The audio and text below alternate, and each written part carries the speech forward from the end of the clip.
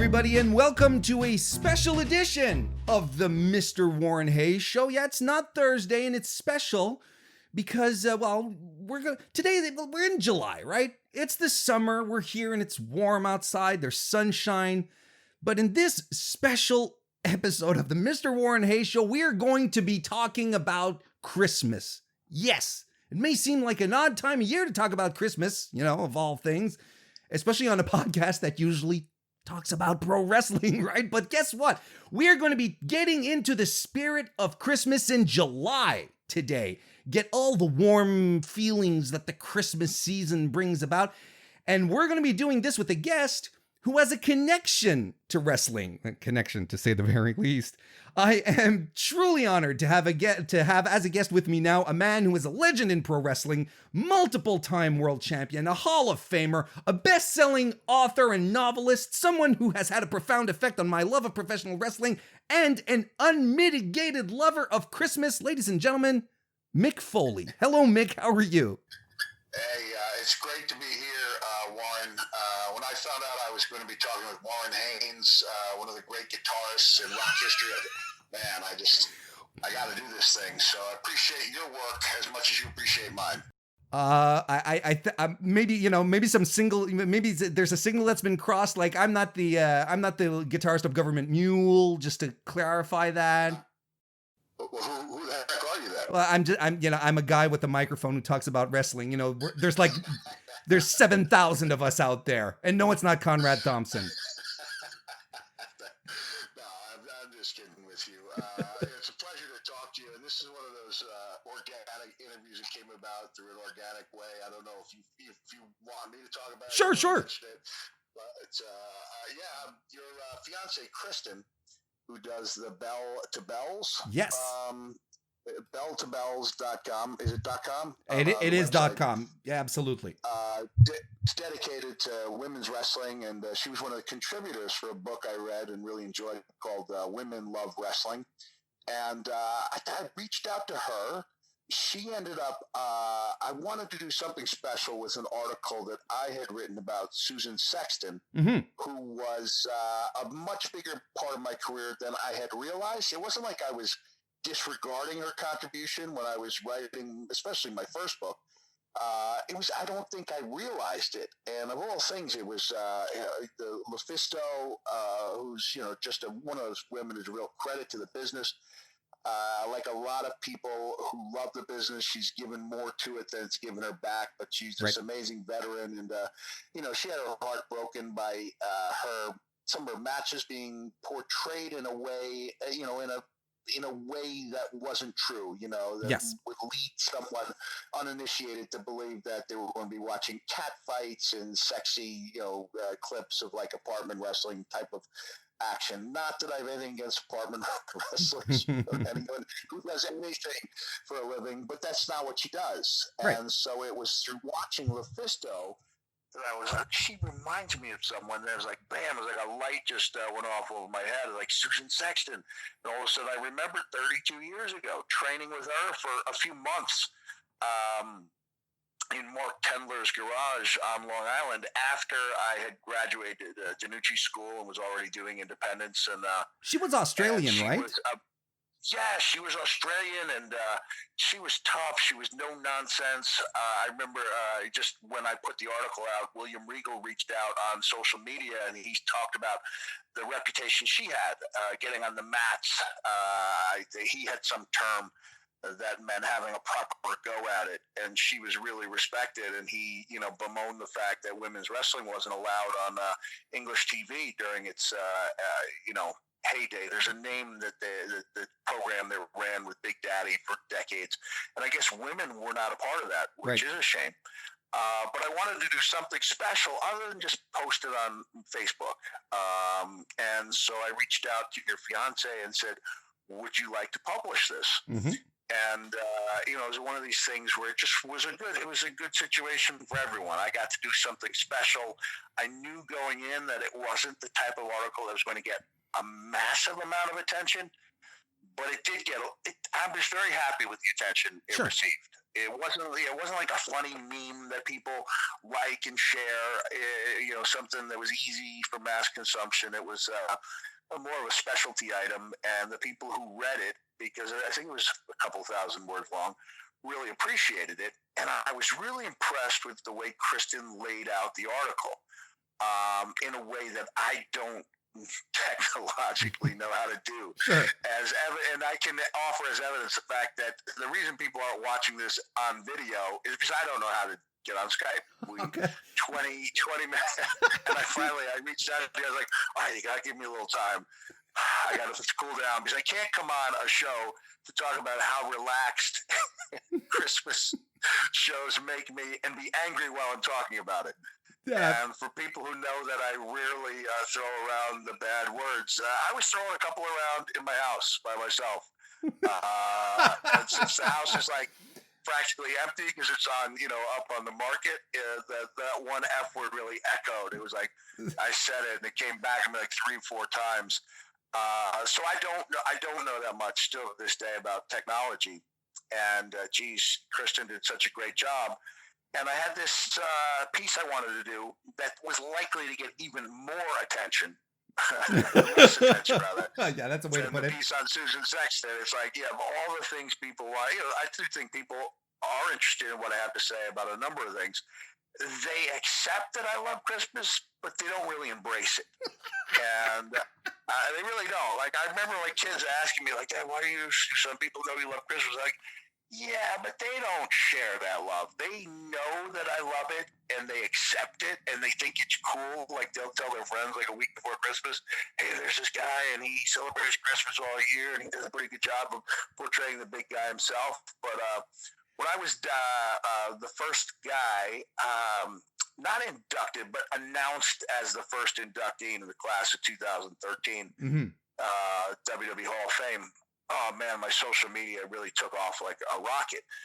And was like, there was this ascension, where the numbers were just piling up. Sure. Until the exact point where I started detailing what I was wearing in 2014, where I told Morgan Spurlock, the documentarian, who was producing a documentary I was part of called I Am Santa Claus, I just said, hey, I'm going to wear a different Santa or Christmas-themed article of clothing every day, and I'll document it on social media. And that seemed like a good way to get like a low-budget film a little bit of attention throughout the course of the year. And I saw immediately the numbers stopped growing and actually started to decline because it wasn't like I was praising John Cena or talking politics. Like, it was none of the things. I don't even think Roman Reigns, maybe there was a little praise for Roman Reigns. Maybe a little bit. He lost me a little bit there. But by and large, it was, I thought, it's the Christmas stuff. Hey, you know what? It's probably people, who are expecting clips of you and Terry Funk bleeding on each other, and, meetings with Onita in Japan and stuff like that. That's probably what they were expecting. And instead, they're getting ornaments and tinsel, Well, of course. Now, I will say that when I would post something on Christmas Eve, then I would get big numbers. So sure. Not everyone shares this passion of mine, but I wanted to do a top 10 list and not just give a list, but explain why certain movies connected with me. And they weren't necessarily the best movies. They were my favorite movies. And so Kristen did this great job. And, she not only put the graphics in, but she added video. And she just did a really nice job. And she said, hey, my fiance does a podcast. Think you like to be on? I was like, oh. I thought about it, and I thought, wait a second, okay, so she's putting in like 6 hours of work for me for free, and my answer was an immediate no. I said, okay, I'll do it, but, and here's the caveat, but we're going to talk about Christmas. And then I assured her, I said, don't worry, everything I do in life is tethered to professional wrestling. So I go out on that tether, like around in circles, and I go into different subjects, right. Christmas or whatever it might be. But I always bring it back to wrestling. And so my feeling, Warren Hayes, legendary guitarist, yes, sir, is that, we're going through a really tough time. Mm-hmm. I think the reason people enjoy Christmas in July anyway is because a year is too long to wait. Yeah. To celebrate the best time of the year. And people like a little dusting of that Christmas magic halfway through the year. And I think now more than ever, this is a really difficult time. And I'm not pointing fingers at anybody but we're losing a lot of people. Yeah. And it's tough. You're wearing masks. You can't get together with your friends. Children aren't going to school. I think more than ever, we need an escape. Sure. And I think in the same way that, following World War II, the musical really came into, great popularity because people wanted to escape. The theaters were becoming big. It was a communal feeling. People wanted to see something that was larger than life and not necessarily realistic. And so it is, the Hallmark Christmas movies are a guilty pleasure. Yes. People can pick them apart, and they're not incorrect. They are predictable. Sometimes they work better than others. But for me, I think some people could say the same thing about wrestling. Yeah, I was going to say. I was going to say, that sounds oddly familiar. Sometimes you're like, hey, here's the formula. This, you put these two people in this angle here together should work. But then it turns out, oh boy, but just before we get into that, just before we start drawing comparisons, I got to know, because you touched on it. You did participate in a documentary where you followed the lives of some professional Santas. You've been Santa on Monday Night Raw a couple of times, and I know you've jumped on multiple occasions to do them outside. Do you have a room dedicated to Christmas in your house?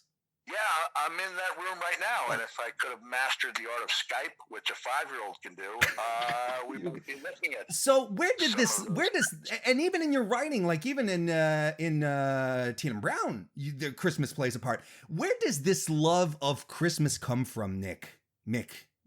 See, I got you confused with the old guy. That's all right. I believe it's like the yin to the hardcore yang. You can't. You can't run on empty at all times. I pushed it pretty hard, and I don't think I ever forgot where the real person ended and the character began, or vice versa. Right. But I was pretty deep into the characters, and I needed ways to escape. And so in some way that some guys, have a man cave dedicated to, sports or things that they like. I've got my room dedicated to things that I like.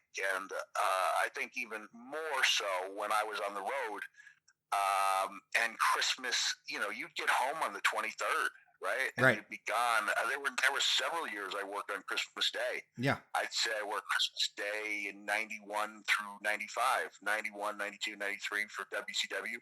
94, 95 for Smoky Mountain. And then thankfully in WWE, we got that day off. We probably had Christmas Day and Christmas Eve off, and then we're back on the road. So I could be wrong. Maybe we had 3 or 4 days off at certain times, but it was short. And if you came home off the road, you were usually hurting. You were usually tired. And it takes you a day or two to adjust. And by the time you've adjusted, boom, you're out the door and on the way back out on the road. So the way I kind of prolonged that sweet spot was by talking about it, by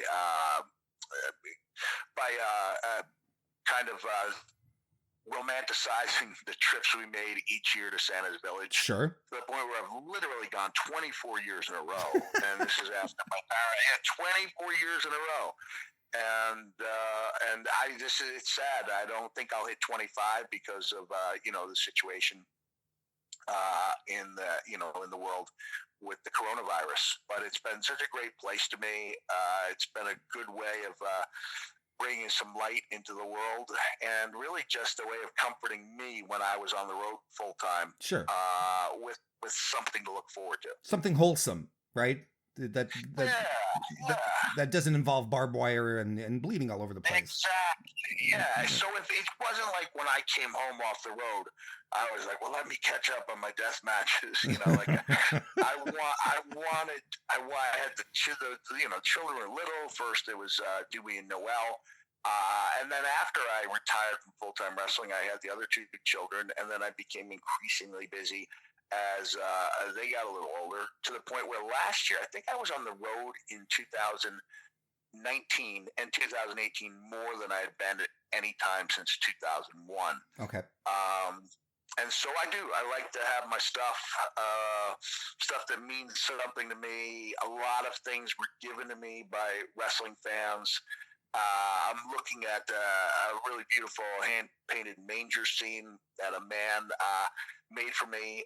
He had a daughter who had muscular dystrophy, who was a dear friend of mine in Evansville, Indiana, in 1988. One of the few happy moments of my time there, even though I learned a great deal in Memphis, but at the time it was a downtime. So there are things that mean a lot to me that I'm looking at, including photos of the family and photos of me in the red suit. So I just love being down here, and it's funny because as we talk, I don't know when this is going to air, but I probably will watch UFC tonight. Okay. I'm recording 4 different Hallmark Christmas movies, but UFC has a card that is really is really appealing to like the casual fan like me. Mm-hmm. There's a match I want to see, Usman and Masvidal. And it's like, I don't know. Yeah, I think it's going to cost whatever, $49, whatever. Yes, I'll pay that because I want to see those two because I like that matchup. Sure. And we know going into the Hallmark movie, there's going to be a matchup. I think Hallmark movies are different than WWE, especially. In UFC, you can't predict them. You can, but, there's upsets far more often than in boxing because of the nature. Different ways you can lose as compared to boxing. I think it's safe to say that that's true. And WWE sometimes will go out of their way to send people home unhappy. But with a Hallmark movie, they will. Can you imagine if you're watching a Hallmark movie and you're like, oh yeah, okay, 5 minutes in, okay, there's the awkward first meeting, intentional touch that lingers just a half second too long, and everything's right. And then we get to the go-home moment, and there's no first kiss. And instead they fight, and the credits roll, and they don't get together. Yeah. Sometimes that's the way WWE sends their fans home, right? Yeah. Like, when I was the GM, I saw Charlotte lose to Sasha in Charlotte, North Carolina, and I saw Sasha lose to Charlotte. Charlotte lost to Sasha in Charlotte's hometown. Sasha lost to Charlotte in Boston. Yep. Sasha's hometown. And I'm like, what are they doing? Like, what do they have against sending people home with a smile? And I also wrote, and I'm not being anti-WWE here, because I think, they're doing the best job they possibly can. Sure. But I think it's safe to say they have unnecessarily angered their fans when there was no upside to doing it. A few years ago, there was a big blizzard in the Northeast, and my 3 children were going to see the Royal Rumble in Philadelphia. And I just had a lot more. I have a lot more driving experience in bad weather than either of my, driving children. So I did the drive, and it got to where it was a good drive, and up to the last hour was pretty tough, So the snow was really coming down, and so I'm the guy with the car. So I dropped the children off at the arena. I show up at the designated spot. They've got to do some walking, to meet up with me. And I get to see hundreds of people passing by. I'm in a dark car, so no one sees me. And I can tell just by the way people are walking that things did not go the way they wanted them to, which means that's code for Roman Reigns won the Rumble. Yeah. Especially in front of a Philly crowd, right? Like, let's be honest. Right, yeah. And I think that was the night they even had The Rock return, at the end, and they still weren't buying it. It's like, we love you, Rock. And I think the world of Roman. I really do. Good person, really good guy, and a good guy, and a good, really very good, underrated worker in the ring. But he was not what they wanted to see. And I think if you are a wrestling fan, you just accept that that's part of the price you pay, is that you are going to turn off your TV and you're going to be disappointed. You're going to go on the internet. You're going to voice your disappointment. Whereas with Hallmark, maybe they don't get it right all the time, but they are always 100% of the time going to try to take you home, with the, I don't want to say happy ENDING because it means something different these days with a good feeling. A festive conclusion. A festive conclusion. I like that. Yes, a festive conclusion. And well, because you like you said, you put together a top 10 list, and at first when Kristen was telling me this, I'm like, well, how is he going to put together a top 10 list of movies that are basically built off the same formula, right? But then again, I sit around and I do top 10 lists of wrestling matches, right? So I'm like, okay, it's not all that far off. What makes a good Hallmark movie? What is one? What are the tip top qualities of a good Hallmark movie? It's got to be the likability of the characters. So that's, I understand now that I record them on DVR, it's not a 2-hour investment, it's 90 minutes. Yeah, just about. But 10 minutes in, if I can't find someone to like, I don't have enough time. I know it's how it's going to end. It's their job to get me engrossed in the characters. It's the actor's job to get me to like them enough to see a conclusion that I already know is predestined. Kind of like what a booker should be doing, right? It is kind of like a booker is doing. So I imagine, of course, people, oh God, that is the same thing every time. Like I saw my son watching one time, and I walked in, I said, is this the one where the two people don't get along at first but fall in love anyway? And he's like, Dad, that's every Hallmark movie. I was like, yeah, I know. I jumped there. So I guess someone who doesn't like wrestling would go, oh, is this the one where they're giving an interview and somebody runs in? Is this the one where they have a birthday party and someone's face ends up in the cake? Yeah, of course. It's, it's predictable sometimes, but then I'll offer up like a movie like November Christmas as like that. There are also moments in wrestling that grab you by the throat. Sure. Pull on your heartstrings, either in a manipulated way or in a very real way. I would put up Becky Lynch coming out and announcing she's giving up her title, and Asuka's legit reaction as being up there with anything that can be produced in Hollywood. And I'll say, at the risk of putting myself over, as we say in wrestling, 20 years after the fact, I'm unbuttoning the Mankind shirt and revealing Cactus Jack. And somebody could dissect that and go, he's the same guy with a different shirt on. But, to our fans, and even to a lot of people who might not know what wrestling is and watch that, they'll go, wow, there's a magic to this, like I did not see that coming. You want the twists and turns. You want a couple of false finishes. You want to swerve. Yeah. Sometimes there's an element of a heel in there in the former boyfriend or the current boyfriend who you can tell is out for himself. And along comes a humbler, kinder guy. And depending on who the characters are and how well they portray them, I do like to root for them. And it doesn't mean I can't kind of check out and multitask and look at my phone a little bit here and there. But I do enjoy sitting back. I've got a bunch of different scented holiday-themed candles. And interesting. And I like it. Yeah, I like it. And Warren, I think at this point, if somebody wants to question my real guy credentials, I can line you up with about 100 hours of video, show me doing some manly things. So I'm not concerned about that at all. Well, hey, if you ever want to drop some of that content for my Patreon, that'd be fantastic. So you went through the list. It's up on realmickfoley.com, by the way, folks. If you want to give it a read, it's a lot of fun. And I think your top movie, the top movie that you listed there, was Christmas at Pemberley Manor, right? Right, yeah. And this is a movie. It's a 2018 movie. And okay, but first and foremost, Pemberley Manor actually exists, right? It's an actual physical place in Connecticut, if I'm not mistaken.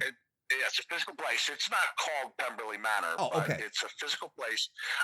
Originally I had Pemberley Manor, I think, at number 2. I actually had Finding Father Christmas at number 1. And of all things, the lead actress in Finding Father Christmas actually replied to my teaser, "Hey, tomorrow it's the list you've been waiting for, Mick Foley's favorite Hallmark movies." And Erin Krakow, who plays the lead in When Calls to the Heart, which is a very successful Hallmark series, Sure. and is the lead in all the Finding Father Christmas, Engaging Father Christmas, Marrying Father Christmas. There's a wrestling side to this, because so Erin Krakow sends out a GIF. I don't know if it's called a GIF or a GIF, so don't make fun of me if I don't get it right. I have a tendency to say that the heels say GIF and the baby faces say GIF. So you pick your side. I guess I just turned heel on you guys with the GIF. Erin Krakow, the actress in my number 2 movie, which was my number 1 movie, actually sees the tweet and sends a GIF of her in anticipation, right? Right. And now I'm like, oh no. So this is a cool thing. I'm watching Finding Father Christmas a couple of years ago. 3 years ago, I think it came out. And I was like, oh man, this is perfect, because I'm already predisposed to loving Erin Krakow. And I'm like, and this guy, Niall Matter, he's tremendous. He's handsome, but not heat-getting handsome. Okay. He's down to earth. He's kind-hearted. I'm like, I've seen this guy somewhere. And I'm even saying to my kids, I'm like, I know this guy. I don't know where I know him from. But he played this smarmy, he was a heel in this other thing I saw him in. So I do the IMDb check, and I was like, no wonder I know him. The movie I know him from is one that I was in called Chokeslam, which is, I thought, a pretty good little wrestling movie shot in Saskatchewan. And he was so good as this smarmy heel that I had to try to stop from laughing during the takes we did together. You shoot 3 scenes, 10 takes, and it's and you bond with this guy, but not so much that I knew him by name at first. And so I end up seeing, hey, he follows me. And I was like, Niall, God, I love this movie, Finding Father Christmas. And the next day, I'm at that theme park I love, Knoebels Grove theme park that was in Holy Foley, and I get a video, and it's actually Niall and Erin Krakow on location on the final day of shooting the sequel, Engaging Father Christmas. So that's hilarious, and it's just her. It was great. So the idea that I might be actually hurting someone's feelings. I talk very highly in the countdown of the movie, but it was that was my number 1 until I went to Connecticut. So Christmas in Pemberley Manor was number 2, and again I did a little research. Where was it shot? I see this little link saying there's actually a suite you can rent through Airbnb. Right. And I jumped at the chance, and I'm like, here I am. I'm at Pemberley Manor. I got to talk to the woman who owned it. And didn't tell her who I was. I don't know if she knew or she doesn't know or has figured it out or whatever the case.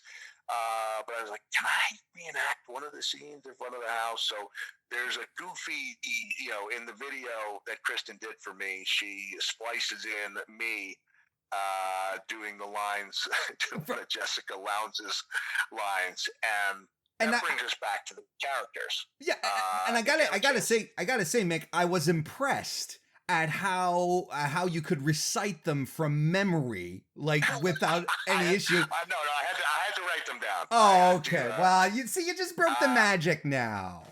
Come on, kayfabe me. Sorry about that, but there's one that didn't make Kristen's. I didn't even send it to her. But the line is, Jessica, I call it a 90-minute nonstop charm bonanza, because she's just loaded with charisma. She's a beautiful young lady, but she also has that little bit of vulnerability that makes her relatable. That no matter how talented she is, how beautiful she is, and she even sings "Oh Holy Night" and does a tremendous version of that. Was that really her singing? Yeah, it was really her singing. Wow. So, Okay. yeah, the owner told me, she was telling me about the filming experience, and she said, yeah, it was crazy because it was like 95 degrees. It's the end of June. It's a heat wave. The actors are all in these winter coats. They've got the fake snow everywhere. And she goes, but she had to do that song 4 times Wow. so they get different camera shots. She said every time she sang it, she got goosebumps. And like I just that really hit home with me, the fact that it's so, again, it's like wrestling. Like, all right, these are two guys in tights, engaged in fantasy warfare. You're supposed to believe in this, and then all Hmm. of a sudden you bring forth a match, whether it's Flair and Steamboat, or Sasha and Bailey. Just one of those things that reaches out, grabs you by the heart, and reminds you what it is that you love about wrestling to begin with. And that's the way I feel about Hallmark movies. I'll sit through a couple ones, that I could probably do without.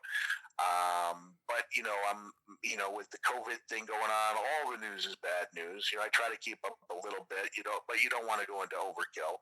And it's just going to put my mind on hold, let them take me for a little ride. And then sometimes, as in the case of those 10 movies I listed, it ends up being a really enjoyable experience and something, more than I bargained for. Sure. So, yeah, I'm not ashamed to say it. Well, look, I'm not ashamed to say that I watched Christmas in Pemberley Manor in preparation for this.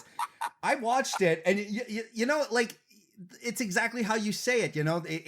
It's a formula. It's stuff we've all seen before. But it's always like, I think what makes it really interesting is, where do these characters come from? Like, in this case, it's a girl who works at a party planning event planning agency, and she's on her first on location gig. Her boss sends her out there because her boss is overwhelmed. So it's like, okay, you're gonna go to this little Connecticut town, and you're gonna handle all this stuff.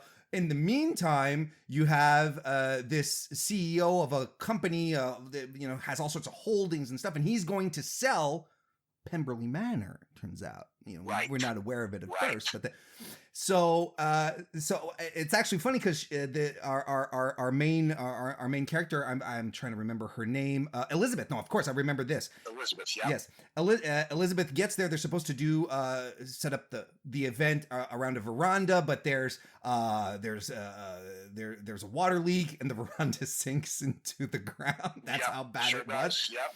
So they decide, really bad. yeah, it was really bad. So they end up saying, hey, you know what? There's this really nice manor, Pemberley Manor. We could do it there.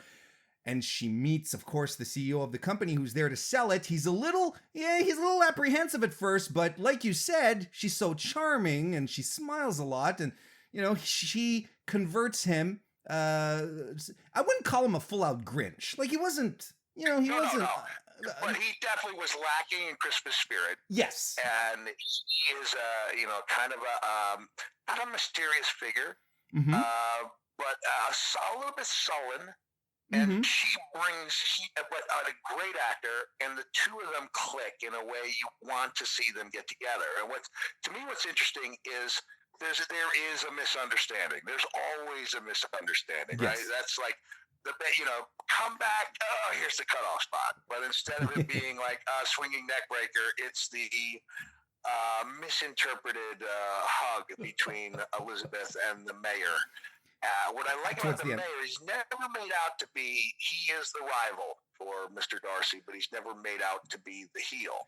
I think we all I can't imagine more than 1 in 1,000 people going, but I wanted to see her get together with the mayor, even though we like him. Hey, I'll tell you this much. Look, the mayor character had a lot of sympathy for me. I'll tell you why. In the lore of the movie, and they explained this, she friend zoned him before because they dated once, and was like, he's just a friend. And then in the movie, Mick, he shoots his shot again, and she clearly friend zones him again. I'm like, so I kind of felt bad for him. Suddenly, his sympathy level just went up for me. He is sympathetic. But yeah, you don't want your main female protagonist to end up with the secondary jabroni. Of course not. You want Exactly. No, you don't want that, and you can make any number of wrestling parallels there. And there's also a good undercard romance between Mr. Darcy's helper and Elizabeth's helper, and you root for them. For There's a sure. charming possible real Santa in Christopher the Caretaker, and to me, it just hits all the right notes. But it comes down to really comes down to the likability of the characters and what I consider to be like a really breakout role by the Jessica Lowndes, the actress. It was very good. And what I find interesting, and it's interesting that here we are, two dudes, and we're talking about this in a movie that's clearly not geared for men, right? And especially when it hit me during the movie, where I was like, hang on a second. The female character's name is Elizabeth Bennet. The guy's name is William Darcy. These are the two main characters of Pride and Prejudice. Like, exactly, yes. So I'm like, yes. So this is entirely designed for women from the ground up. Yes, women and hardcore wrestlers. So women and one-eared men. That's what they were really shooting for. We need that one-eared guy demographic. How can we get it? I know. Let's redo Sense and Sensibility, Pride and Prejudice as a Christmas movie. We could call it Sense and Sensibility if we wanted. Mick, before we go, what's your favorite Christmas carol? Oh, you know what? Oh, Holy Night is my second. I love the way Jessica Lowndes sings it. The premier version for me is Nat King Cole. Because he's so confident in his voice, he doesn't have to try to sell it. And I think sometimes what some people do is try to it's like a wrestling character. You're confident enough in your moves, you don't have to oversell it. And Nat King Cole almost lets the song. He doesn't let the song sing itself, but he had an amazing voice within a fairly narrow range. And he is so confident in that range that he doesn't need to do vocal gymnastics. And I think sometimes people are trying to sing the hell out of songs. We're going to do it bigger, we're going to do it better, we're more bombastic. And so I love Nat King Cole's Oh Holy Night. But my favorite song, I don't know if you call it a Christmas carol as much as a Christmas song, is called Old Toy Trains by Roger Miller. And it was a song written, he's a great songwriter. His biggest song was called King of the Road. But he's a great songwriter, and he wrote this song about his young sons, either 2 or 3 at the time. I think he wrote it in 1960 or 1961. His son wouldn't go to sleep because he was so excited about Santa's arrival. So I have this idea or philosophy or something of that nature that everyone has an image in their head of what Santa is and who he is and what he looks like. And that song brings that vision to my head. So I love it. I can listen to it repeatedly. I think it's a great, gentle song. And there's another great version by a country singer, Joe Nichols, that I've watched on YouTube a bunch of times. And again, like Nat King Cole, he's the singer with a great voice who doesn't try to oversell the song. So those would be my 2 favorites. With a third, if you consider the holiday version of Hands by Jewel. Okay, yeah. Song. Oh boy, that's my third favorite Christmas song. And Jewel, by the way, also an outstanding Hallmark actress, although she's not done a Christmas movie. Oh well, yeah, we'll have to petition to try and get her in there. I've never heard of that song. I'll have to look into it. I have a personal preference with, it's a recent one too, J.D. McPherson. I don't know if you've ever heard of him. He did a fantastic Christmas album called Socks.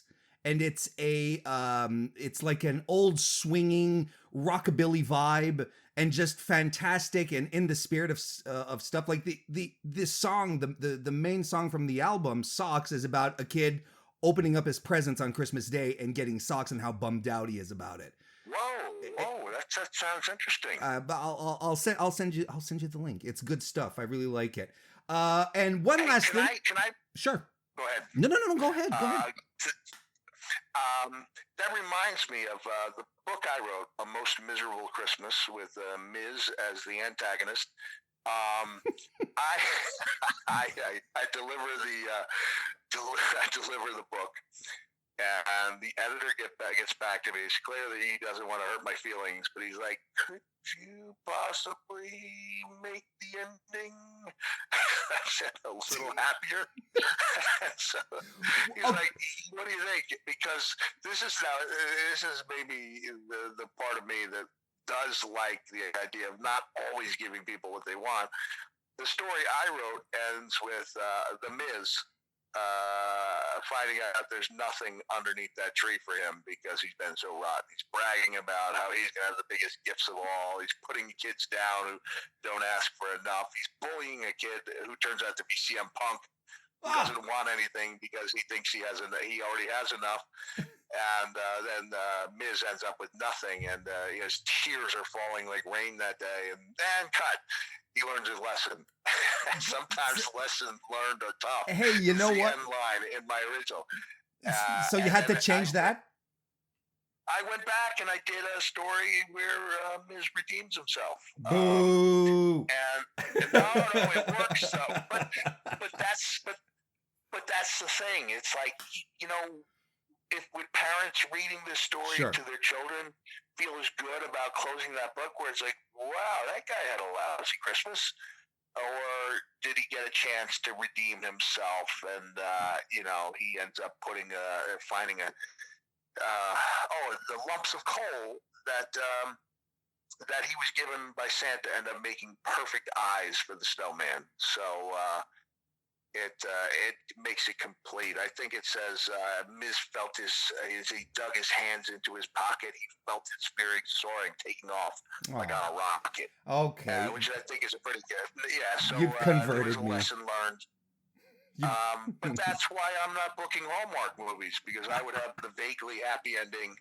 I would have someone's heart being broken and be like, you're going to take what I want to give you because I know better. It's like, no, we do in the end. Yeah, we want to see that kiss. You'd have Elizabeth's boss at the end of Pemberley Manor come at the end and turn up the festival to 1,000 and it, attracting people from everywhere, and she actually wins. That kind of ending. That'd be awful. Yeah, exactly. One very last thing, Mick, that I just want to run by you because you are an authority on Christmas is Rudolph canon? Is Rudolph canon or not? As far as the reindeer, because the original reindeer were Prancer, Dancer, Comet, Cupid, Donner, Dasher, Vixen, Blitzen, right? Yes. And Rudolph was added later as a cartoon, as a song. Actually, he wasn't. So, part and parcel. Do we consider really Rudolph to be part of the true canon of Christmas, or is he like an add-on? You know what I mean? No, he's assimilated. He's okay. He's an accepted part of Christmas lore at this point for sure. Yeah, it started as a story for a department store. It was turned into a song. Yeah. I think by the same writer, Johnny Marks. I think a year or two later. I think you could argue that his red nose would no longer be necessary in this age of technology. Like, absolutely, certainly Santa has some means of seeing through the darkness. But I thought you were going to hit me with "Is Die Hard" a Christmas movie? No. Okay. Well. See, those are the two debates. Those are the two debates that happen during Christmas at my place. At least I'll be able to say, hey, you know what? I was right. Rudolph is part of Christmas. I have an authority on it. Mick Foley. Yes, he absolutely is. Thank you. There you go. Thank you so very much, Mick Foley, for joining me today. Let everyone know where they can find all your goings on the internet. Please do. Oh, yeah. Just realmickfoley.com. I don't have anything going on for a while because of the COVID virus, but I do enjoy doing the cameo videos, so people can find that on my website as well. Well, there you go. So you have all the Mick Foley that you want. Thank you so much. I honestly do appreciate it. I cry every time I see the Raw 1999 where you win the championship for the first time. I bawl like a child every single time. I have video proof of it. Thank you for joining me today. It was a tremendous pleasure. And everyone, I hope you have a great Christmas in July. Thank you very much for listening. We'll see you next time.